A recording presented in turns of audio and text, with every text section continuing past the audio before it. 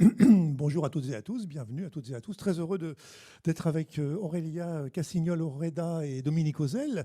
Nous allons partir dans le domaine artistique. On va évoquer au cours de cet entretien Renoir, on va évoquer Giacometti avec deux livres en effet, tous les deux aux éditions Atelier Henri Dougier. Henri Dougier qui est une grande figure de l'édition, hein, qui a créé en son temps les éditions Autrement. Dans cette très belle collection, donc le roman d'un chef-d'œuvre. Aurélia Cassignol-Oreda, vous êtes, donc je vais vous présenter quelques mots, agrégée d'anglais, je crois, à l'origine. Vous avez enseigné en classe préparatoire la littérature britannique, je crois arrêté il y a très peu de temps. Ça figure encore sur votre biographie, mais on peut le citer. Vous travaillez toujours sur la naissance du féminisme moderne dans la littérature du 19e siècle anglais. Et vous êtes l'auteur de romans, de nouvelles, et notamment également déjà d'un livre publié dans cette même collection des ateliers HD, Henri Dougier, Ce rouge incandescent, selon Nicolas de Staël. Et vous nous proposez aujourd'hui Ce qu'il reste de l'homme, selon Giacometti. On va en parler dans cette collection, donc le roman d'un chef-d'œuvre. Dominique Ozel, vous travaillez dans l'édition, vous présidez aux destinées des éditions Privat à Toulouse, l'auteur de nombreux ouvrages donc, sur l'histoire. Vous avez à un moment été aussi conservateur de la Cinémathèque à Toulouse, également Cinémathèque. Vous avez beaucoup travaillé sur notamment des ouvrages sur l'histoire et l'esthétique du cinéma. Vous aviez publié également dans cette même collection des ateliers HD, donc Ouvrier, artisan du beau, selon Caillebotte. Et on va voir que entre Caillebotte et Renoir, il y a plus qu'un lien. On en parlera. Donc c'est toujours aux ateliers HD. Donc c'était en 2024. Et là aujourd'hui, vous revenez pour nous proposer donc ce très beau livre, L'amour est une fête selon Renoir. Dans cette collection, le roman d'un chef-d'œuvre, il y a deux expositions qui ont commencé là, il y a très peu de temps, au musée d'Orsay sur Renoir. Une sur l'amour, hein, Renoir et l'amour, et l'autre sur les dessins, je crois, si je ne m'abuse. Alors j'ai une question, on va assez vite, je vais assez vite vous donner la parole parce que vous avez choisi de nous lire justement deux extraits de vos deux livres qui se trouvent quasiment au début, hein, si je puis dire, de ces ouvrages. Mais avant qu'on vous entende lire, j'aimerais savoir voilà, qu'est-ce qui vous a mené. Donc Aurélia Cassignol-Oreda, vous avez publié sur Nicolas de Staël, vers Giacometti, j'ai envie de dire, et notamment L'homme qui marche, puisque c'est en effet l'œuvre qui est au centre de votre livre. Et pour Dominique Ozel, j'ai un peu déjà peut-être la réponse en tête, mais est-ce que suite à Caillebotte, c'était pour vous une évidence finalement d'aller vers Renoir, ou est-ce que c'était pour vous également une évidence d'aller vers Giacometti? Voilà, une question à tous les deux. Je ne sais pas qui est-ce qui veut commencer, peut-être Aurélia. Oui. Oui.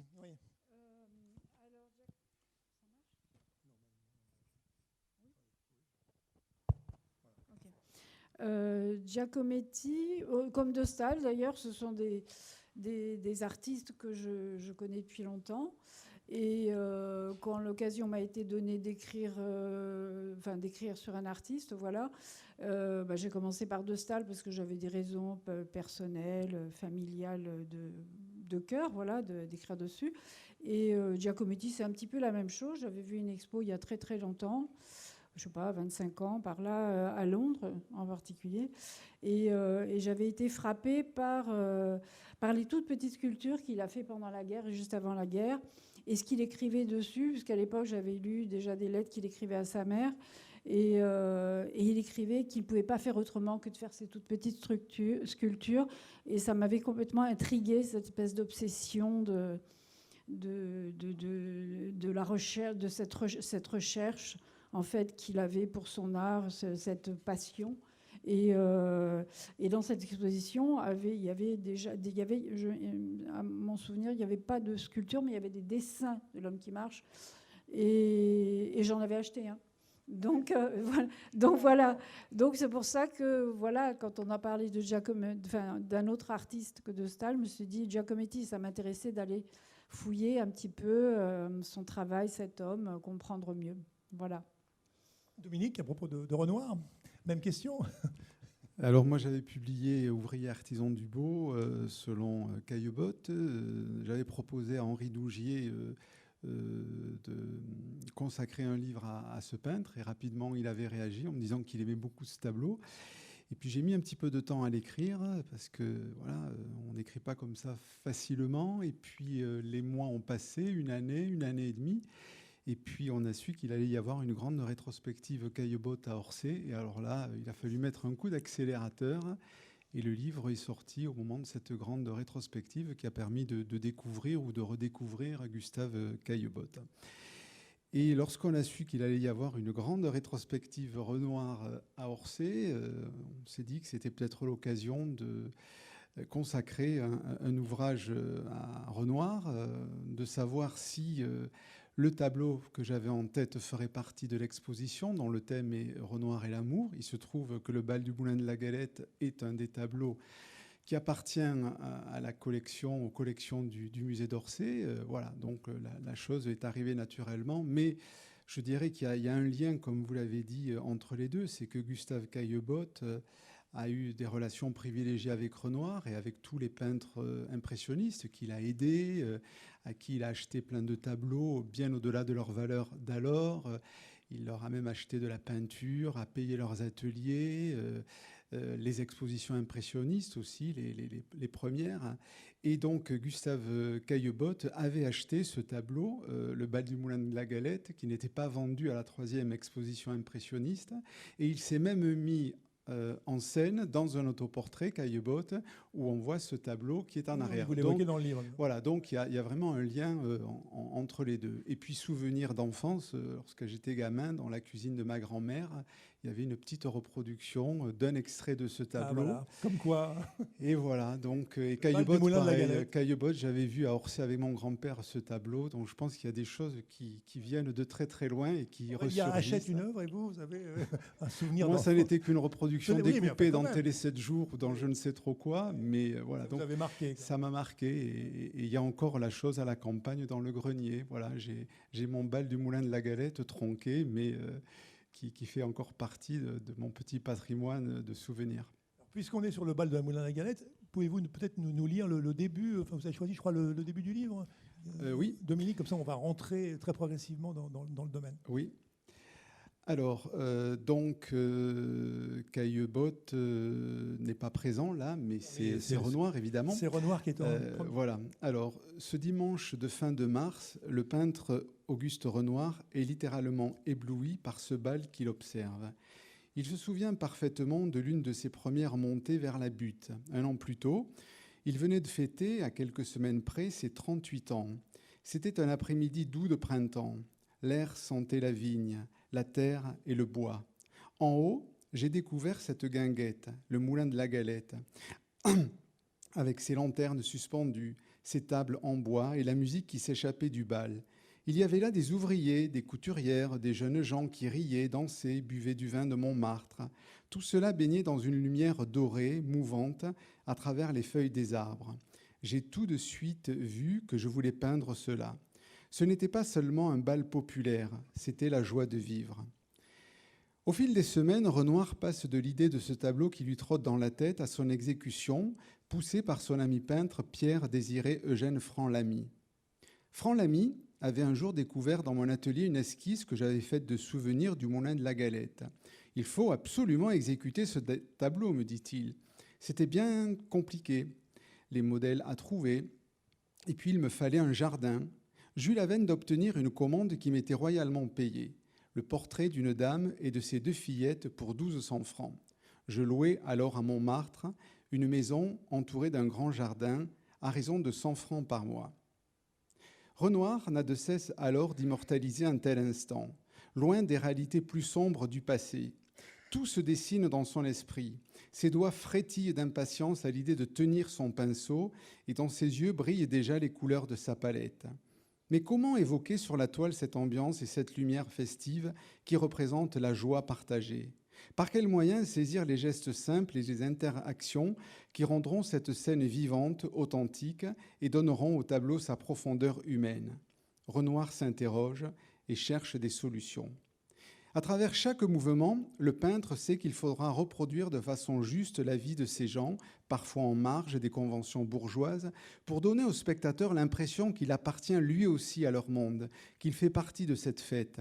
C'est ce qui donnera au tableau toute sa richesse et son authenticité. Renoir ne veut pas se contenter de simplement représenter une scène de danse et de musique, un jour de fête dans une guinguette. Il veut réussir à en saisir l'atmosphère heureuse, pudique et tendre. Une scène de vie dans sa diversité, sa spontanéité, qui témoignerait de la joie de vivre, des plaisirs partagés. Une scène où la musique, les danses et les rires se mélangent pour former un tableau vivant et lumineux et dont le personnage principal serait en quelque sorte le bonheur. Pour peindre directement sur le lieu, Renoir sait qu'il lui faudra plusieurs mois de travail et de nombreux allers-retours entre la guinguette et un atelier qu'il rêve de dénicher non loin de là. Il n'a comme préambule de sa toile qu'une seule esquisse qu'il a faite de mémoire. Depuis l'invention des tubes de peinture en 1859 par Lefranc et l'offre de tout un matériel portatif, les peintres peuvent désormais sortir de leur atelier pour exercer leur art en plein air. Mais si le tableau, comme il l'imagine, est d'un format imposant, comment fera-t-il pour le déplacer ? Les bras de ses amis seront là pour l'aider à peindre sur le motif, se plaît-il à imaginer. Oui, c'est décidé, la toile sur chevalet le suivra parfois sur place. En plein air, il observera alors la globalité de la scène sans hiérarchiser ni privilégier un quelconque sujet. Il laissera la lumière le guider, puis il posera ses touches de couleurs qu'il entrecroisera et fondra les unes dans les autres. La réalité prise sur le vif d'une guinguette à Paris. Il ne s'agira pas seulement de représenter un bal populaire, mais une parenthèse enchantée.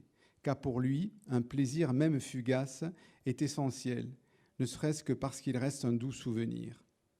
En quittant le tumulte joyeux du moulin de la Galette, Renoir descend lentement la butte, encore porté par l'écho des rires et des violons qui jouent sous le feuillage. Il regagne son atelier, le cœur léger, l'esprit en effervescence. Il prépare alors sa toile dont les dimensions généreuses lui permettront de rendre toute l'ampleur de la scène. Mais il le sait, pour capter la vérité de ce bal et de sa lumière éclatante, il ne lui faudra pas trop attendre. Dès l'été, sa place sera parmi la foule pour peindre coûte que coûte, pour réussir avec sa palette de couleurs à mettre en mouvement sa scène et donner à écouter autant qu'à voir son tableau. Une représentation poétique du plaisir d'être ensemble qui, face à la toile achevée, donne le regret de ne pas avoir vécu ce moment. La beauté éphémère d'un dimanche à Montmartre qu'il figera pour l'éternité. Merci beaucoup Dominique pour cette lecture. On est déjà dans le vif du sujet. Alors, ce que j'ai trouvé très réussi dans vos deux livres, les deux livres sont très différents l'un de l'autre, mais ils sont, quand on écoute Dominique là, lire un extrait, c'est pareil pour vous Aurélia, c'est cette capacité que vous avez en effet à saisir en effet une œuvre au sein d'une ambiance, d'une atmosphère, de l'atelier. L'atelier pour vous, Aurélia Cassignol-Oreda, est très important parce qu'on est finalement, j'ai envie de dire, le personnage qui parle, c'est l'homme qui marche. Cette idée de faire parler une œuvre, en quelque sorte, c'est le roman d'un chef-d'œuvre. Et donc, on est dans l'atelier, puisque vous avez photographié, enfin, il y a une photographie de l'atelier en rabat de couverture, comme il y a une photographie du bal du Moulin de la Galette, enfin, une reproduction dans le livre de Dominique Ozel. Et puis, cette structure de votre livre par journée, en fait, on commence par l'aube, on descend, le jour se passe, avec des nuances de gris, il y a un côté poétique, on travaille sur la couleur. Et donc, peut-être, je vais vous poser la question, peut-être de nous lire peut-être le début du livre, de façon à pouvoir mieux comprendre ce que j'essaie de transmettre. Voilà. Alors là, on est dans une ambiance complètement différente. Ah, c'est sûr, mais c'est l'intérêt. Il n'y a personne. Et c'est pas la joie non plus. Giacometti, donc. Giacometti, oui. Donc, aube, gris cendre. Donc, c'est le titre du chapitre, puisque le roman se déroule sur une journée.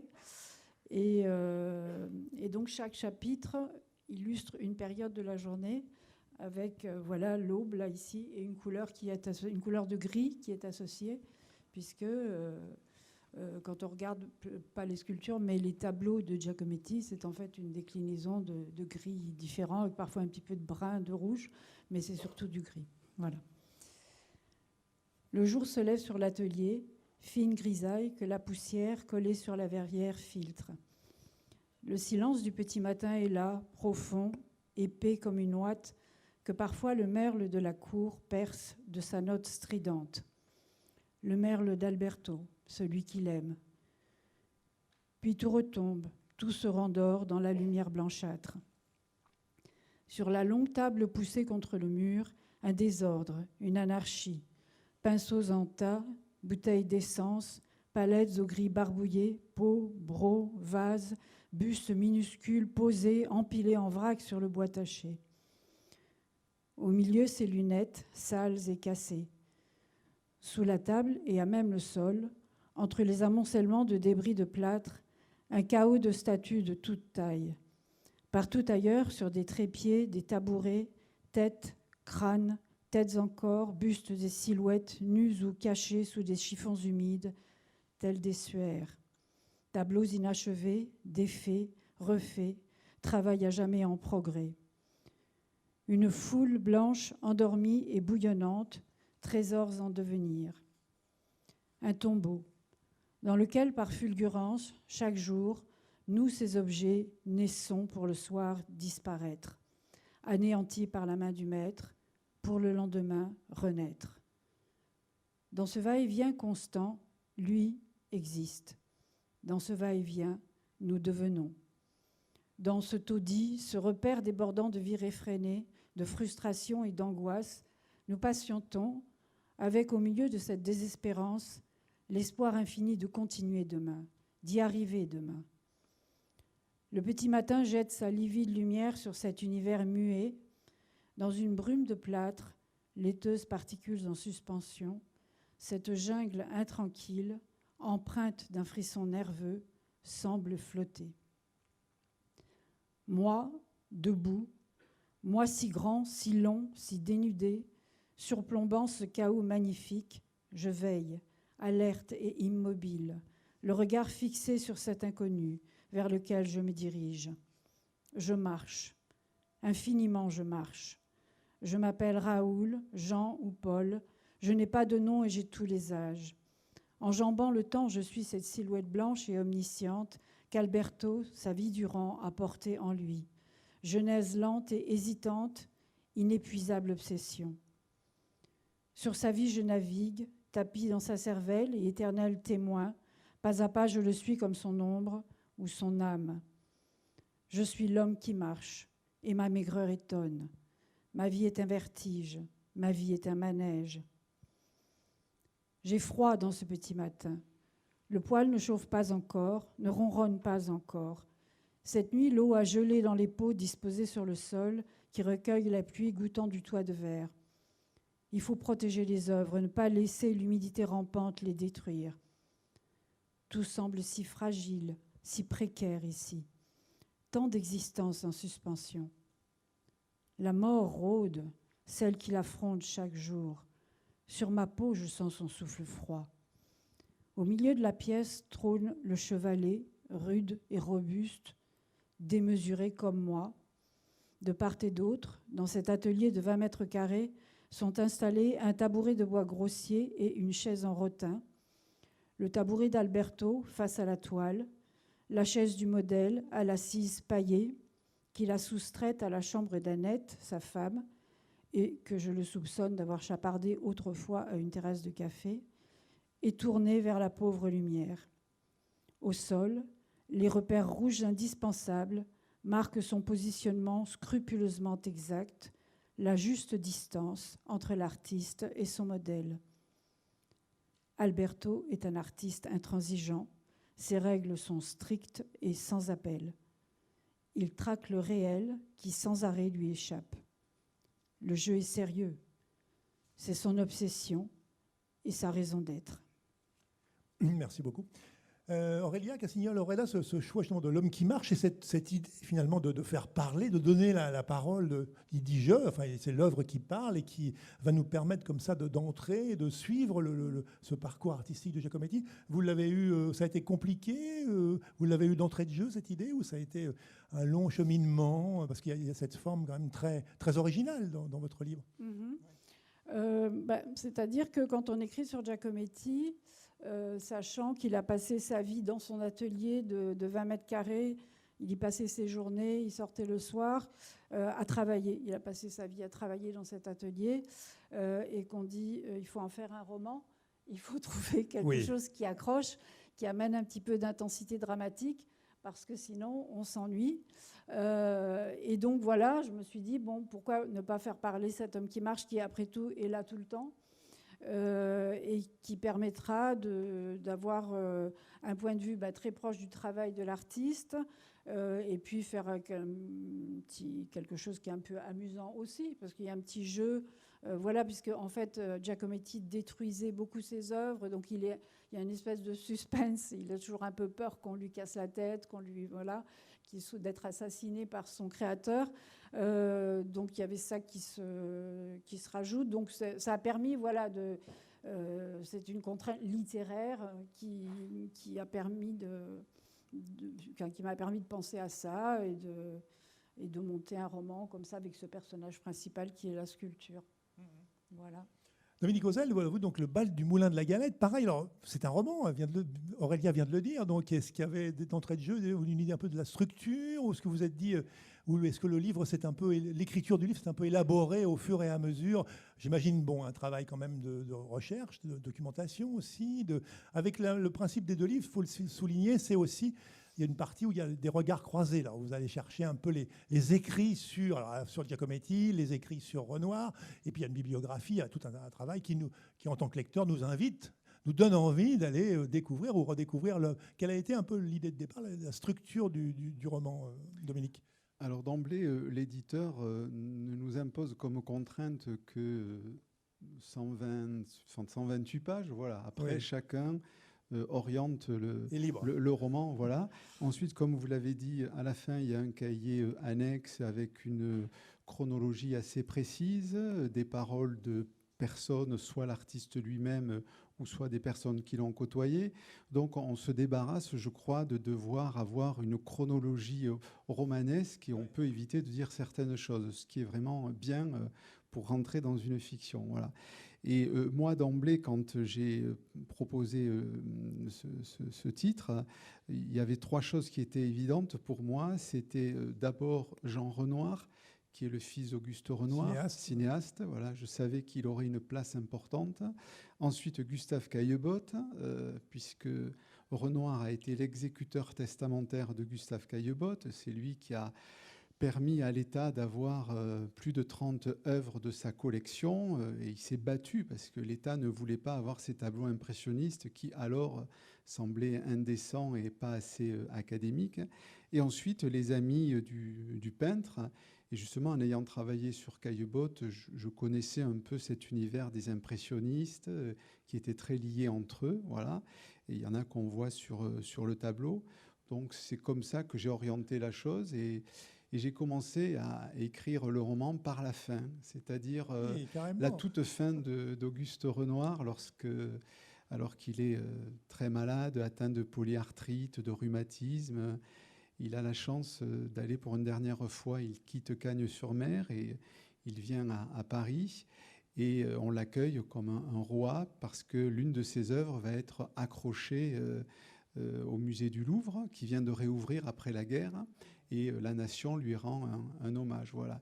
Et c'est la première chose que j'ai vue, cet homme qui voyage, ses os qui sont fragilisés par la calèche et son corps qui souffre. Et là, d'un coup, il découvre à nouveau ces peintres qui l'ont énormément inspiré, Titien, Véronèse, etc. Parce que Renoir a toujours dit qu'il apprenait tous les jours et jusqu'à la fin de sa vie, il apprenait. Voilà. Et j'ai eu cette image et une fin de vie ensuite où encore, alors qu'il est en train d'agoniser, il pense à peindre. Voilà, son esprit est encore dans la création. Et puis ensuite, les choses sont arrivées facilement. Et Jean Renoir aussi, qui a redécouvert son père alors qu'il revenait de la guerre. Il va quelque temps dans l'appartement parisien où vit son père. Son père est déjà très malade. Lui a été blessé, il claudique puisqu'il a eu une forte blessure à la jambe. Et cette rencontre de ces deux, je dirais, handicapés de la vie, qui ne se connaissaient pas vraiment, qui ne se reconnaissaient pas vraiment, là, d'un coup, il se découvre. Et c'est ce qui permettra à Renoir, bien des années plus tard, de consacrer à son père une biographie magistrale qui s'appelle Auguste Renoir, mon père, évidemment que j'ai lu. Voilà, donc, et puis c'est une vision un peu je dirais, cinématographique. Voilà, j'avais d'abord des images. Oui, vous êtes très le cinéma. Voilà, pour j'aime vous, le Dominique, cinéma oui. et voilà. Et d'emblée, et puis je vais laisser la parole à... d'emblée, je savais qu'il y aurait un moment où Jean Renoir, étant sur le tournage d'une partie de campagne, adapté d'une nouvelle de Maupassant, qui est un film qui va devoir s'arrêter pour des questions de météo catastrophique. Je me dis, ben voilà, on est en 36, Front populaire, film produit par le Front populaire, qui doit s'arrêter. Et voilà, de suite d'emblée, je me suis dit, il y a une photo du bal du Moulin de la Galette en noir et blanc qui est dans le scénario et qui se promène et son père l'accompagne. Ah, voilà. ouais, ouais. Donc c'est des images plausibles, je pense. Enfin, Oui, des tout à images, fait, ce ouais. sont des possibles moments plausibles, mais qui structurent ça. Et la dernière chose, c'est que ce tableau appartient à la période très impressionniste de Renoir que j'apprécie le plus. Voilà. Il y a cette belle exposition à Orsay qui est encore là jusqu'au mois de juin, qui après va partir à Londres. Pas juillet, non, c'est pas juillet, non? Juillet, oui, pardon. 19 juillet, je crois. 19 juillet, oui. Ouais. Qui après va partir à Londres et aux États-Unis parce que ce sont des grandes expositions. Et c'est vrai que j'ai eu le loisir de revenir souvent au musée d'Orsay avant l'écriture, pendant l'écriture. Et quelque chose qui m'a choqué, mais c'est pas négatif ce que je vais dire, c'est que des touristes, notamment japonais, se prenaient en selfie devant ce tableau. Je me suis dit, mais c'est comme s'ils se photographiaient devant la Tour Eiffel, devant l'Arc de Triomphe. Voilà, ça représente quelque chose de la France, ce tableau. Oui, c'est ça.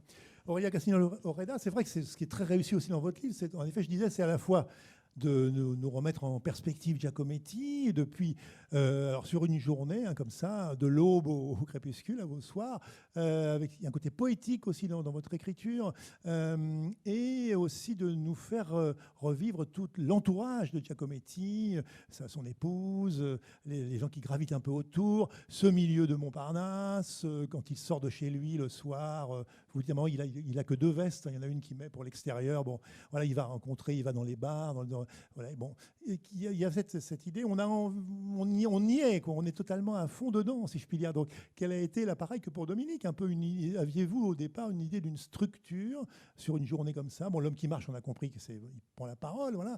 Comment c'est structuré, comment c'est élaboré l'écriture du texte, Aurélia? Oui, bah voilà, de même que bon, l'idée c'était de faire parler l'homme qui marche. L'idée c'était aussi de garder une unité de lieu et une unité de temps. L'atelier. Voilà, l'atelier. Et sur une journée, de façon à faire comme un point de focus, voilà, sur ce. Pour garder, c'est un peu la même idée, c'est pour permettre de creuser quelque chose qui n'est pas. Pour mettre de l'intensité, quoi. Voilà. Et donc, la question, c'était... La structure du livre. Du coup, oui, voilà. le fait d'arriver à, oui, finalement, à saisir l'intime de voilà. l'artiste et en même temps son environnement, sa famille, et revenir sur sa jeunesse aussi. Oui, donc à partir de là, à partir du moment où moi je me suis mise dans cet atelier, etc., j'ai récapitulé. Ça m'a permis de rassembler, voilà, tous les éléments que j'avais sur la vie, l'œuvre, les pensées de Giacometti et de les redistribuer en fait au cours de la journée de façon rassemblée, c'est bien ça, quoi, rassemblée et ordonnée. Donc voilà, je pense que ça s'est déroulé tout seul après, en fait. Voilà, ça s'est déroulé tout seul. Et effectivement, ça permet de parler du Paris de ce temps-là, des surréalistes, de Sartre, de Beauvoir, etc., qui voyaient très, très souvent. Hein, c'était des amis intimes. Et de même que les gens qui venaient à l'atelier, Jean Genet, tout un tas de personnes qui sont très, très connues, parce que même si Giacometti avait cette vie d'ermite, il passait la journée dans son atelier, il était en même temps très sociable, et le soir, les soirs et les nuits, il les passait à discuter dans les bars à Saint-Germain ou à Montparnasse, et donc il avait quand même une vie sociale très, très intense. Et il était même... C'était un homme très paradoxal, parce qu'il était enfermé chez lui toute la journée, mais en même temps, on comprend bien, quand on lit sur lui ou quand on l'écoute, que c'était un séducteur. Il aimait la discussion, il aimait convaincre, il aimait séduire. Enfin, voilà. Donc, voilà, ça permet de... disons que ce point fixe permet d'aller voir un petit peu partout, quoi. Donc c'était voilà, ça explique la structure. Ce qu'on voit très bien dans votre livre, c'est aussi ça. Le passage que vous avez lu au début nous le montre déjà, mais cette perpétuelle quête de ce côté intransigeance, de remettre sur le métier, si je puis dire, son ouvrage. Enfin, voilà, il y a vraiment, c'est une espèce de, c'est sans fin, quoi. C'est sans fin, et c'est une obsession, et rater pour lui, ce n'était pas un problème. C'était un peu comme ce que disait Beckett, son ami Beckett, parce que celui-là aussi faisait partie de son entourage. C'est rater, rater encore, rater mieux. Hein. C'était un petit peu la devise de Giacometti. Et comme il dit, le ratage fait partie du progrès. L'important, de toute façon, c'est pas si l'on rate ou l'on réussit. De toute façon, lui ne réussissait jamais. C'est le travail qui est fait et les avancées qu'il estime avoir fait ou pas. Souvent pas, d'ailleurs, parce qu'il était très exigeant, et donc voilà, c'est très très obsessionnel. C'est tout le temps recommencer la même chose. Il épuisait, quand il peignait, il épuisait ses modèles. Enfin, c'était des journées et des journées à être assis, à ne pas bouger, parce que il fallait surtout pas bouger. Donc c'était vraiment difficile, quoi. Une vie difficile. Et l'homme qui marche est finalement symbolique, enfin emblématique de son œuvre, parce que c'est aussi, oui, c'est devenu, si je puis dire, c'est devenu, enfin je sais pas, oui, peut-être. Oui, c'est devenu. En fait, c'est un artiste. Alberto Giacometti, il a été artiste. Enfin, des petits, hein, puisque son père était peintre, donc il a grandi dans l'atelier de son père. Alors son père était un post-impressionniste. Donc il fait des tableaux plein de couleurs, très, très beaux, hein, qui n'ont rien à voir avec ce qu'a fait son fils plus tard. Et donc il a grandi dans l'atelier de son père. Son père meurt en 1933, subitement. Oui, c'est ça. Et il a passé sa jeunesse à copier dans les livres d'art, à copier les livres d'art. Enfin, il était très, très doué. Donc il savait tout faire. Il connaissait toute l'histoire de l'art. Il savait tout faire. Donc il arrive à Paris, il a 20 ans. Il va à l'académie de Bourdelle, à Montparnasse, avec qui il ne s'entend pas très bien, parce que Bourdelle, il est trop classique. Et très rapidement, en fait, il connaît les surréalistes. Et donc, il passe 5 ans avec les surréalistes, et très vite, il devient la star des surréalistes. Avec Dali, ça devient les deux artistes stars, enfin, en sculpture et en peinture, les artistes stars du mouvement. Et puis son père meurt, et il y a une espèce de rupture esthétique et émotionnelle. Et quand son père meurt, il dit « Je reviens au figuratif, je ne peux plus continuer à faire ces choses ». Il est assez méprisant, en fait, avec tout ce mouvement surréaliste. Et donc, il se remet à faire des têtes, parce que c'est son obsession. De toute façon, le travail de Giacometti, ça va être des têtes, des hommes qui marchent, et des femmes debout, avec les mains le long du corps, très longues et très grandes en général. Et c'est tout. Et après, il a fait des tableaux, des portraits. Mais ça tourne... Enfin, c'est pour ça, c'est très obsessionnel. Je veux dire, tout est obsessionnel. Donc il fait des têtes. Et pendant 10 ans, donc de 35 à 45, il fait des têtes. Et lui arrive, ce que je disais au départ, lui arrive juste avant la guerre et pendant la guerre, ce problème de devoir rapetisser ses sculptures, ce qui fait qu'il fait des sculptures de 1 ou 2 cm. Je ne sais pas si vous les avez déjà vues, elles sont superbes, elles sont vraiment très très jolies quand on s'approche. Elles sont c'est très très fin, très très ciselé. Mais évidemment, ça, il ne le vend pas, il ne peut pas vivre avec ça. Donc il se fait engueulé, on ne peut pas dire autre chose, par sa mère qui lui dit « Mais enfin, Alberto, ça ne va pas, tu fais n'importe quoi, tu ne gagnes plus ta vie, je suis obligée de te donner de l'argent, etc. » Mais lui, il trouve que le beau, il est là, il est dans ce petit. Et ensuite passe la guerre, Et après la guerre, il a une commande du Parti communiste à la mémoire de Pierre Brossolette, un petit mémorial pour Pierre Brossolette, et sort de ses mains une petite forme allongée, une petite femme d'ailleurs, la sculpture s'appelle La Nuit.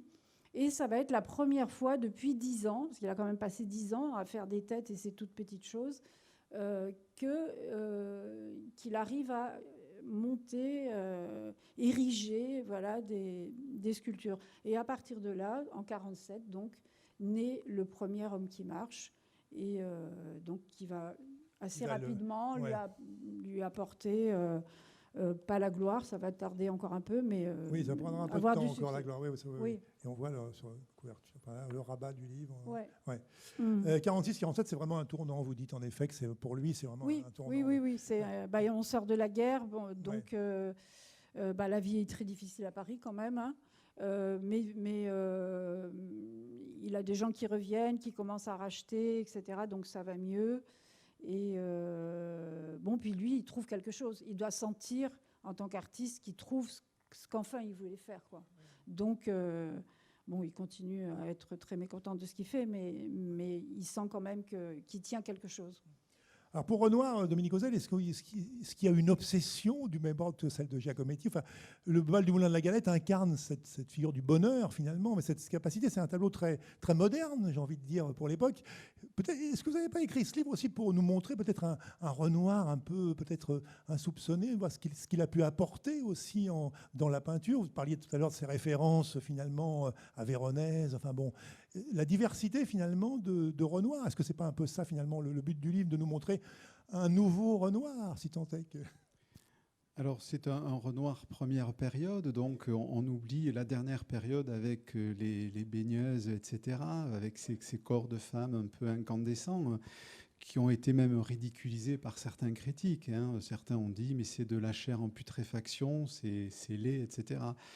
C'est vrai que Renoir, c'est le peintre du bonheur, c'est le peintre de la joie de vivre. Lorsqu'il peint ce tableau en 1876, on est à quelques mois, quelques années de la Commune et des horreurs de la Commune, et à quelques centaines de mètres du lieu, le bal de Moulin-la-Galette, il y a des corps sous terre qui gisent encore. Et ça, il l'oublie complètement. Enfin, il ne l'oublie pas, mais il ne le montre pas. Mais parmi les personnes qui sont sur le tableau, il y a des jeunes filles modèles qui, certaines, vivaient dans une pauvreté intense, avaient des enfants qu'elles n'arrivaient pas à bien nourrir. Donc il voudra, au moment où il peint le tableau, créer un pouponat, une sorte, je dirais, un peu de resto du cœur du quartier. Bon, il n'y arrivera pas, mais quand même, il va aider énormément ces gens. Donc voilà, quand je dis que c'est une parenthèse enchantée, voilà, c'est un dimanche après-midi où tout va bien, où on oublie la vie qui est difficile, et puis un quartier aussi où il y a des terrains vagues, etc. Mais là, voilà, c'est lumineux, c'est beau, il y a des réverbères le soir éclairés au gaz qui prolongent la fête. Il y a des gens très fortunés, il y a des gens très humbles, il y a des artistes. Donc voilà, on mange évidemment des galettes, puisque c'était ce qu'on servait à table, des sortes de crêpes. On boit le vin de Montmartre, de la grenadine. Voilà, c'est la joie de vivre. Il y a un orchestre qui joue complètement faux, mais c'est pas grave. Ça fait partie de la chose. Et il y a surtout ce qui est important dans ce tableau, c'est ce travail de la lumière, hein, avec ces taches colorées sur les vestes des hommes. Et c'est tout simplement la lumière qui traverse les feuilles des acacias et comme ça qui vibre. Alors c'est vrai que quand on voit le tableau, qui est un tableau quand même d'assez grand format, on a l'impression que les feuilles des arbres bougent. Voilà, c'est un tableau qui est, où on sent des odeurs, où on sent du mouvement. Voilà, c'est un tableau extraordinaire. Et Caillebotte avait bien senti que ce tableau, personne ne l'avait acheté, qu'il fallait qu'il l'achète pour justement lui donner peut-être quelque chose de plus important par la suite, parce qu'il savait très bien que ces tableaux, s'ils ne quittaient pas la France, achetés par des grands magnats du pétrole américain qui sentaient que les impressionnistes allaient devenir des artistes cotés, voilà, il fallait que ça reste aussi un peu en France. Voilà. Mais c'est vraiment l'image du bonheur, hein, Renoir. Oui, d'où la composition. On parlait aussi de la composition du tableau, qui est en effet quelque chose qui n'est pas évident. C'est une composition difficile et complexe, en partie à cause de ses dimensions, justement, de la grandeur, mais aussi de la foule de personnages représentés en pied, mi-corps, ou parfois de dos, de côté. Voilà. Oui. Cadrage sans espace pour le ciel et l'absence d'un premier plan évident. Il y a un côté cinéma, déjà. Il y a un premier plan. Oui, oui. Puis il y a ce qu'on appelle du hors-champ au cinéma. On sent des choses et on entend des choses aussi. Et c'est un tableau qu'il a peint entre son atelier et le bal du Moulin de la Galette, et certains modèles posés à la fois au bal du Moulin de la Galette et dans son atelier. Et l'une des personnes qui est au centre de la composition fera l'objet d'un autre tableau célèbre de Renoir qui s'appelle La Balançoire, et c'est le même modèle. Et d'ailleurs, Renoir n'a jamais pris des modèles professionnels. C'était toujours des gens qu'il connaissait ou qu'il découvrait. Mais voilà, il voulait peindre sur le motif et sur la réalité. Je sais pas, ma montre n'est pas, on n'y est pas, on est presque à la fin là. Ça passe vite.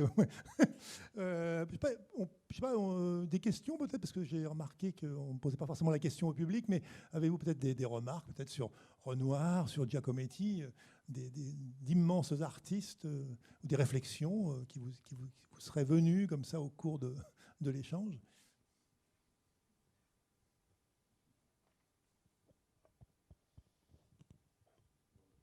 Une dernière question, peut-être pour Giacometti, donc l'homme qui marche, vous définiriez dans son œuvre, c'est l'œuvre la plus emblématique. Qu'est-ce qu'elle marque? Qu'est-ce qui est peut-être pareil pour le bal de Moulin dans ce mouvement impressionniste, juste de manière rapide? Oui, bien sûr. L'homme qui marche, c'est l'œuvre emblématique de Giacometti.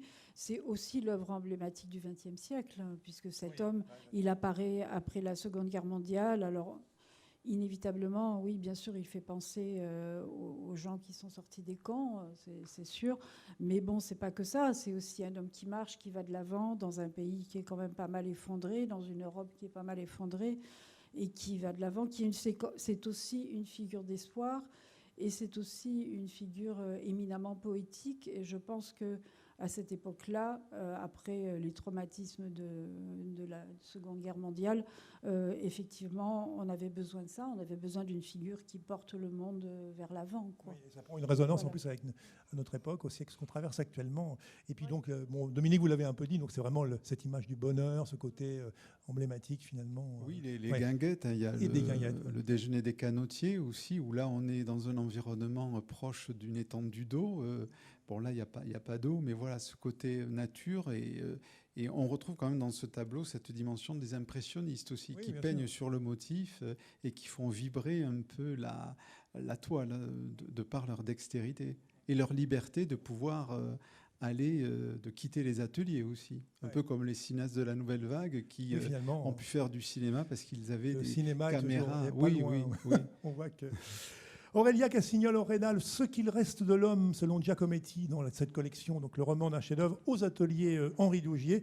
Dominique Ozel, L'amour est une fête, selon Renoir, même collection, le roman d'un chef-d'œuvre, aux ateliers Henri Dougier. Je signale qu'il y a en effet un projet, autour de Giacometti, de création d'un lieu commun qui regrouperait la fondation et une école de sculpture aux Invalides, prévu, semble-t-il, plus tôt pour 2028. Vous me disiez plutôt que 2026 comme initialement. Les dernières nouvelles, c'est fin 2028 sur l'ancien site Air France des Invalides, si ça vous parle.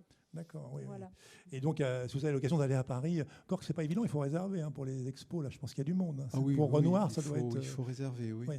Donc, allez-y, lisez les livres et ensuite, parallèlement, allez voir l'expo. Voilà. Merci beaucoup Aurélia, merci beaucoup Dominique.